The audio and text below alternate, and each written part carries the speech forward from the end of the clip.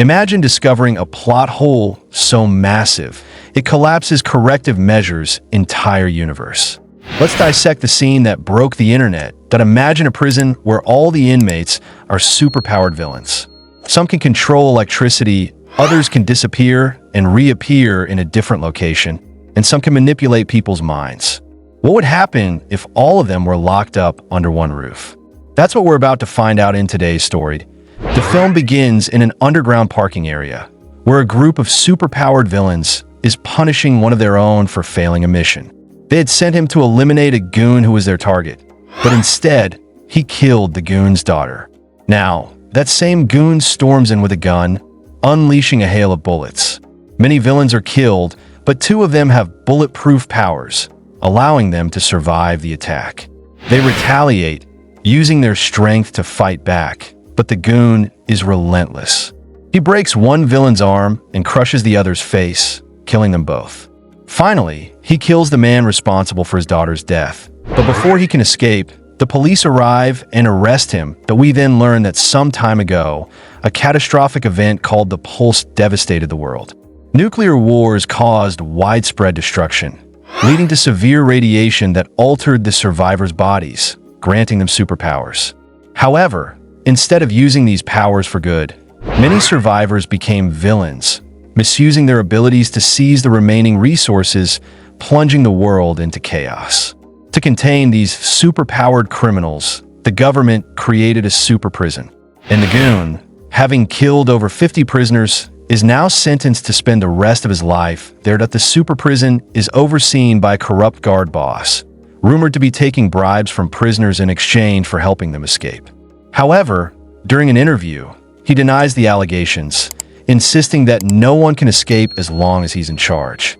Soon, a new group of superpowered villains arrives at the prison, including the goon, who seems oddly pleased to be there. He appears to have a personal vendetta against some of the inmates, but among the newcomers is Diego, a prisoner who isn't dangerous at all. His only power is the ability to feel the emotions and pain of others, but he's been falsely accused of harming someone and is now imprisoned. The guards shackle the prisoners with handcuffs that prevent them from using their powers. The boss addresses the inmates, warning them not to cause trouble. The goon encounters a prisoner whose brother he had previously killed.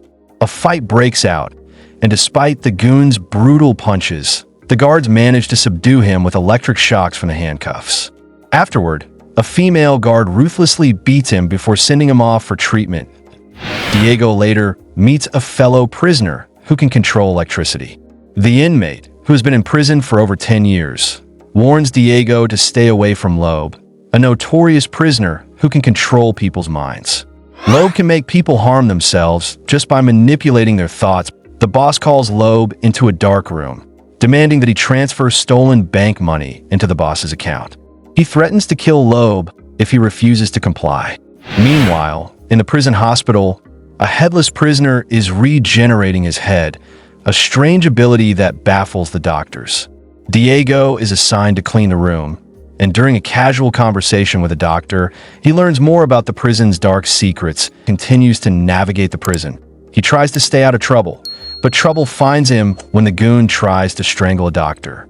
Diego intervenes and manages to save the doctor, but in doing so, he gains the respect of Loeb and other prisoners, who now see him as a brave and honorable man. Loeb thanks Diego for saving him, and they form a tentative alliance. Meanwhile, the boss is busy scheming with his partner, promising her a promotion if she keeps his secret deal with Loeb under wraps. The partner, however, starts to have doubts about the boss's true intentions. Days pass, and the prisoner who controls electricity becomes increasingly frustrated after his bail application is rejected once again. In a fit of rage, he cuts his cuffs and uses the electric wiring in the prison to charge himself, gaining control over the entire prison's power grid. Chaos ensues as he disables the prisoners' handcuffs, setting them free to wreak havoc. The guards scramble to regain control, but it's too late. The prison erupts into violence as superpowered villains attack each other and the guards. In the midst of the chaos, the boss orders the execution of the prisoner responsible for the power outage, and the guards comply, killing him mercilessly. The boss then calls Diego in for a meeting, threatening to send him to the torture chamber if he doesn't reveal everything he knows about Loeb. Diego reluctantly complies, but the boss finds the information useless and sends him back.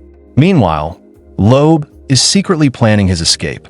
He uses a virus to hack the security system, allowing him to take control of the prison's electrical grid. That on the day of the boss's retirement, Loeb executes his final plan. He transfers all the stolen money to the boss's account as promised, but then reveals a secret power, the ability to switch minds with another person. He swaps minds with the boss, trapping the boss in his body while Loeb assumes the boss's identity.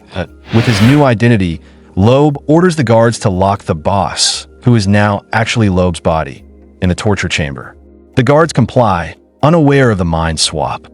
Meanwhile, the real Loeb, now in the boss's body, takes control of the prison and releases his remaining allies, including Diego. In the end, Loeb, his companion, and Diego escape the prison with the stolen money and a new lease on life. The three of them drive away, determined to start fresh and leave the horrors of the super prison behind.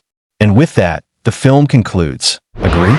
In Corrective Measures, the entire plot hinges on the idea that the prison is inescapable and every inmate is under tight control.